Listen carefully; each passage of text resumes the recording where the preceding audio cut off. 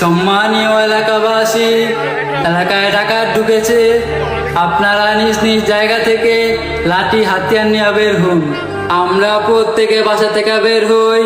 আমাদের ডাকাত ঢুকছে? মাল আমরা সুরক্ষিত রাখি।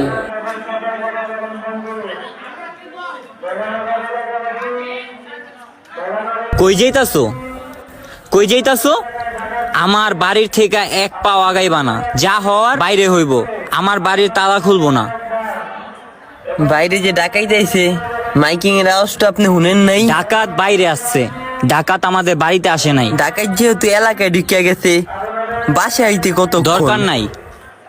আমার বাড়ির গেট খুলবো না। তুমি যাও, নিজের ঘরে গিয়ে ঘুমাও। আপনি না এই এলাকার কমিটির সদস্য? হ্যাঁ তো কি হয়েছে? আপনার কি দায়িত্ব না এখন এই এলাকার ভয়ঙ্কর পরিস্থিতিতে এলাকার মানুষকে পাশে যায় দাঁড়ানো? আজকে যা হইব আমি সকালে গিয়ে দেখব।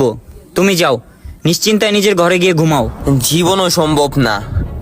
এলাকাবাসীর এই পরিস্থিতিতে রাইখা আমি নিশ্চিন্তে ঘুমাইতে পারবো না।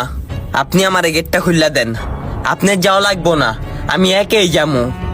এখন আমি গেট খুলে দিব, কিন্তু তুমি যদি এখন বেরিয়ে যাও আমি রাত্রে আর গেট খুলবো না। আর এই মাস পরে তোমরা আমার ঘর ছেড়ে দিবা। এটা আবার কেমন কথা? আপনাকে গেট খুলেন? আমি গেট খুলে দিচ্ছি, কিন্তু আমি চাই না তোমাদের জন্য আমি ক্ষতিগ্রস্ত হই, আমার ঘর ক্ষতিগ্রস্ত হোক। আগে গেট খুলেন, আমরা ভাড়াইতে হয়েও যেতে পারি।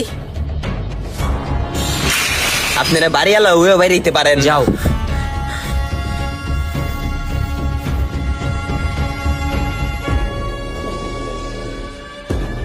ভাই আপনি কি গেট লাগাই দিতেছেন নাকি?